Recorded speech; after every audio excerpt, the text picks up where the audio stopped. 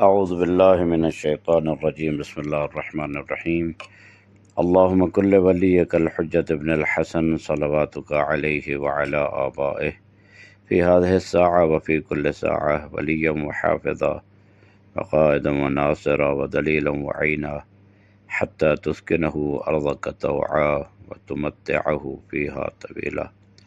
اللہم عجل لولیک الفرج والعافیۃ والنصر وجعلنا من خیر اعوانہ وانصارہ والمستشہدین بین یدیہ۔ قال اللہ تبارک و تعالی فی کتابہ المجید و خطابہ المتین۔ بسم اللہ الرحمن الرحیم۔ یرفع اللہ الذین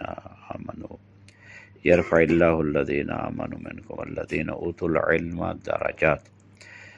مومنین مومنات، خداوند متعال ہم سب کی توفیقات تائیدات میں اضافہ فرمائے۔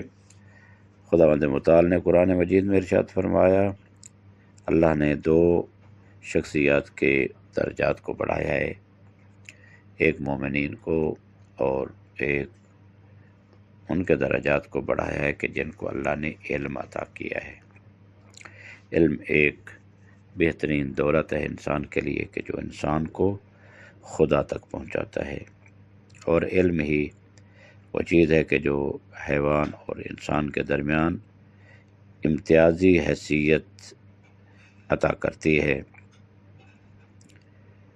آج امام باقر العلوم کہ جن کا نام ہی ہے کہ جن کے بارے میں پیغمبر اکرم صلی اللہ علیہ وآلہ وسلم نے ارشاد فرمایا تھا کہ اللہ مجھے ایک بیٹا دے گا جس کا نام میرے نام پہ ہوگا، اور وہ علم کو پھیلائے گا اور اس کے وجود سے علم کے ندی نالے جاری ہوں گے۔ ہفتوں میں ذی الحجہ پانچویں امام محمد باقر علیہ السلام کی شہادت ہے۔ آپ پہلے امام ہیں جن کے والد اور والدہ دونوں سیدہ فاطمہ سلام اللہ علیہا کی نسل سے ہیں، یعنی نجیب الطرفین ہیں مولا امام باقر علیہ السلام۔ آپ کے والد امام سجاد علیہ السلام ہیں اور آپ کی والدہ فاطمہ بنت امام حسن مجتبی علیہ السلام ہیں، یعنی امام حسن مجتبی آپ کے سسر،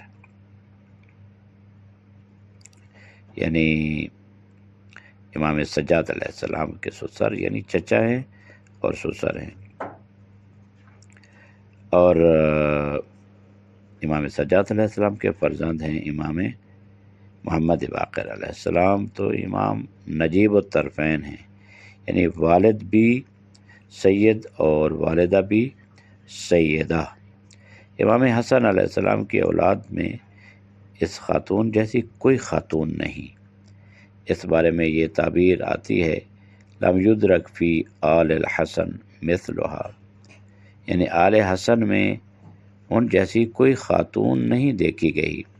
یہ عظیم خاتون جو امام سجاد علیہ السلام کی زوجہ تھی، نہایت بافضیلت اور ممتاز خاتون تھیں، امتیازی حیثیت ان کو حاصل تھی۔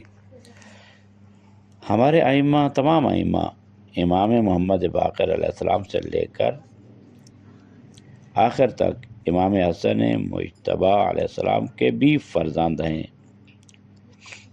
اور امام حسین علیہ السلام کے بھی، یعنی وہ یبن الحسن بھی ہیں اور یبن الحسین بھی ہیں، کیونکہ ماں کی طرف سے وہ امام حسن مجتبی علیہ السلام کی نسل سے ہیں، اور باپ کی طرف سے امام حسین علیہ السلام کی نسل مبارک سے ہیں۔ امام محمد باقر علیہ السلام کربلا میں 4 سال کے تھے، اور اس کے بعد 34 سال تک اپنے والد گرامی کے ساتھ رہے، امام سجاد علیہ السلام کے ساتھ۔ اس لیے وہ کربلا کے واقعات کے ایک گنجینہ ہیں، خزانہ ہیں۔ اگرچہ امام علیہ السلام چھوٹے بڑے کا فرق نہیں رکھتے، یعنی چھوٹا ہو یا بڑا ہو، امام علیہ السلام امام ہے ولو کانا صبیہ، لیکن چونکہ آپ کربلا میں موجود تھے اور بعد میں والد کے ساتھ طویل مدت گزارنے کا موقع ملا، تو وہ واقعات عاشورہ کا ایک مکمل انسائکلوپیڈیا بن گئے، جو زیادہ تر انہوں نے اپنے والد امام سجاد علیہ السلام سے سنے۔ امام باقر علیہ السلام کے بارے میں ابن ابی الحدید جو دو نقطے آپ کی خدمت میں عرض ہیں کہ ابن ابی الحدید کا یہ جملہ ہے جو اہل سنت کے 7ویں صدی کے مشہور عالم تھے۔ ابن ابی الحدید نے نہج البلاغہ کی تفسیر بھی تشریح بھی کی ہے۔ وہ اگرچہ شیعہ نہیں تھے اور امام باقر علیہ السلام کو امام نہیں مانتے تھے، لیکن کہتے ہیں محمد بن علی بن الحسین سید و فقہائے اہل الحجاز، یعنی محمد ابن علی ابن الحسین اہل حجاز کے فقہا کے سردار ہیں۔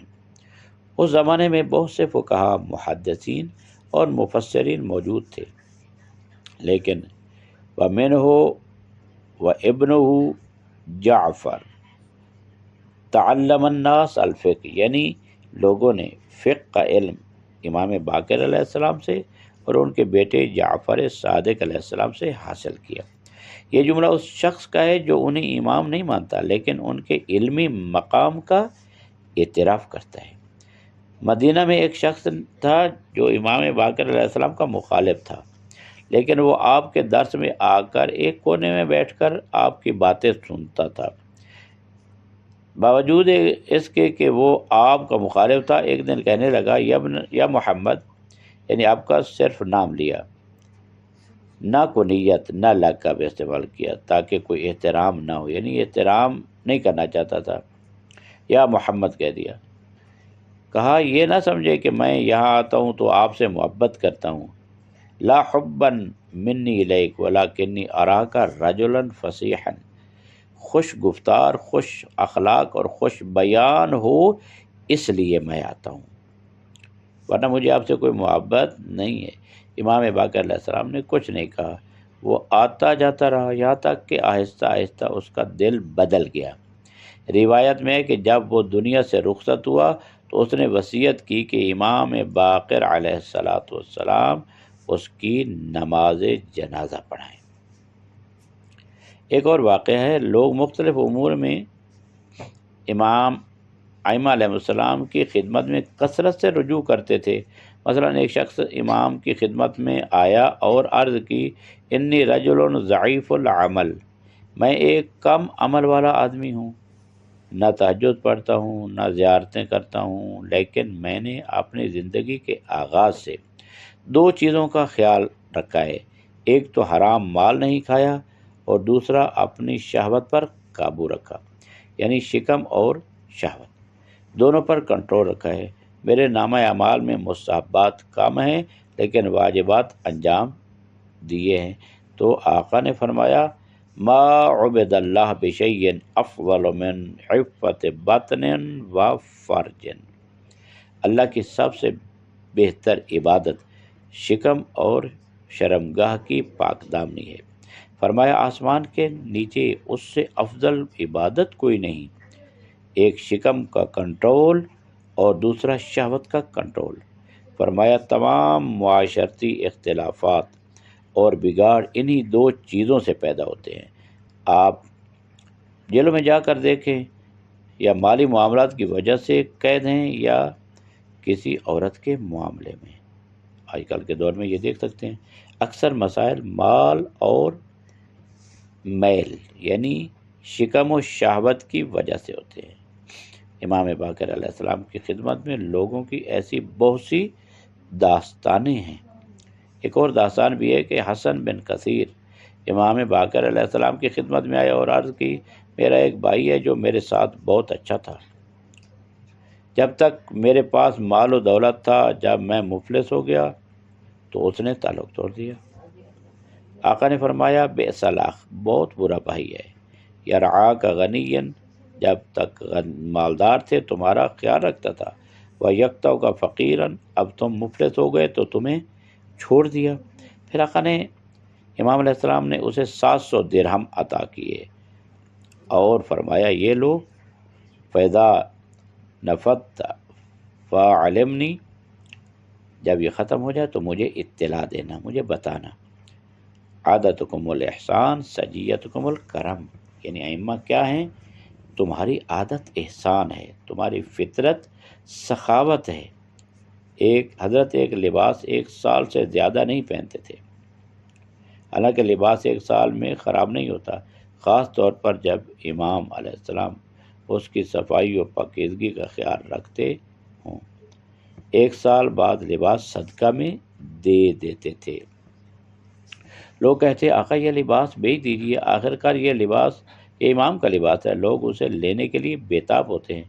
جیسے آج مثلاً آج کے دور میں عظیم فقہا ہیں، مثلا مقام معظم رہبری ہیں، ان کا ایک جو رومال ہوتا ہے اس کے لیے لوگ بےتاب ہوتے ہیں، ان کی انگوٹھی کے لیے بےتاب ہوتے ہیں، اور امام رضا علیہ السلام کی قمیض کے لیے کیا کچھ نہیں کیا جاتا، سب کچھ تبرک کے طور پر لوگ لینے کے لیے تیار ہوتے ہیں۔ آقا فرماتے لا احب ان ابیع ثوبا اصلی فیہ، مجھے پسند نہیں کہ وہ لباس بیچوں جس میں میں نے نماز پڑھی ہو۔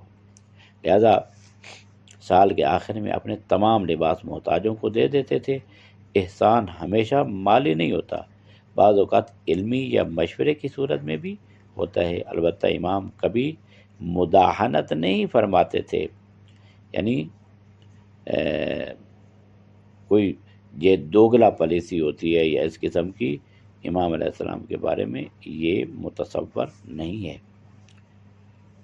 ایک اور تیسری داستان ہے۔ ایک دن ایک بوڑھا شخص جو بنی امیہ کے کارندوں میں سے تھا امام کی خدمت میں آیا اور عرض کیا میں توبہ کرنا چاہتا ہوں۔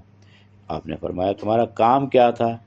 کہا میں تمام عمر بنی امیہ کے دربار میں نوکری کرتا رہا ہوں، بظاہر مالی معاملات سے وابستہ تھا۔ عرض کیا حل لی من توبہ، کیا میری توبہ ہے، توبہ ہو سکتی ہے؟ تو آقا نے فرمایا نہیں۔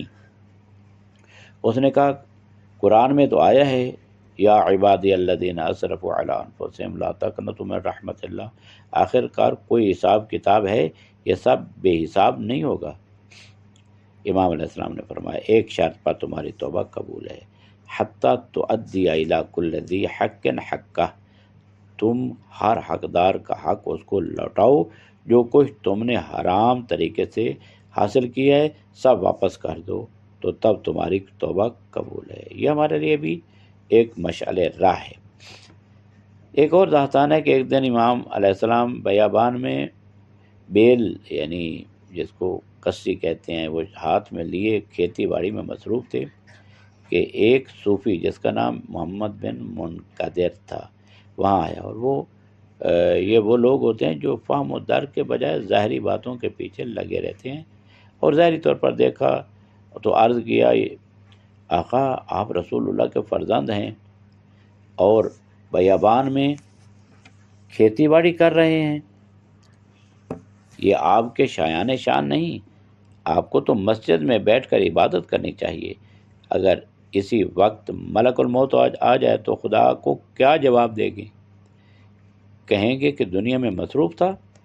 امام علیہ السلام نے فرمایا واللہ لو جاءنی الموت، خدا کی قسم اگر ابھی موت آ جائے، ملک الموت ہو جائے، اور میں بیل جو ہاتھ میں لیے بیابان میں مر جاؤں تو عبادت کی حالت میں مروں گا۔ تمہارا کیا خیال ہے کہ عبادت صرف مسجد میں ہوتی ہے؟ خدا کی قسم اگر میں کام کرتے ہوئے مروں تو عبادت کرتے ہوئے میں مرا۔ تو عبادت فقط یہ نہیں کہ انسان نماز پڑھے، روزہ رکھے، حج کرے، نہیں، بلکہ رزق حلال کمانا اور بچوں کو کھلانا یہ بھی بہت بڑی عبادت ہے۔ الکاسب حبیب اللہ، محنت کار اللہ کا دوست ہوتا ہے۔ پیغمبر اکرم کے پاس ایک آدمی آیا کہ جس کے ہاتھ میں چھالے تھے محنت کی وجہ سے، تو پیغمبر اکرم نے اس کے ہاتھوں کو چوما۔ لوگوں نے عرض کیا یا رسول اللہ آپ کیوں چوم رہے ہیں؟ تو پیغمبر نے فرمایا یہ ہاتھ محنت والے ہاتھ ہیں، اپنے ہاتھوں سے یہ انسان کمائی کرتا ہے اور اپنے بچوں کو کھلاتا ہے، اللہ اس بندے کو بہت دوست رکھتا ہے، اور اللہ اس سے محبت کرتا ہے کہ جو رزق حلال کما کر اپنے بچوں کو حلال روزی کھلاتا ہے۔ حلال روزی کا ایک فائدہ یہ ہوتا ہے کہ انسان کی دعائیں رد نہیں ہوتی، دعائیں قبول ہوتی ہیں۔ لہذا خداوند متعال سے دعا ہے کہ ہمیں امام باقر علیہ السلام کی سیرت پر عمل کرنے کی توفیق عطا فرمائے، کہ وہ امام ہیں کہ جنہوں نے 2 4 5 10 بندوں سے ہزاروں شیعہ اور ہزاروں علماء پیدا کیے۔ ان 2 اماموں کی محنت ہے کہ جنہوں نے علوم کے ایسے پرچار کیے کہ آج پوری دنیا میں جو علوم ہیں وہ انہی کی بدولت ہیں۔ دیگر ائمہ کے بارے میں تاریخ میں ملتا ہے کہ 500 شاگرد تھے، لیکن فقط امام باقر و امام جعفر صادق علیہ السلام کے 4000 یا 4500 شاگرد تھے۔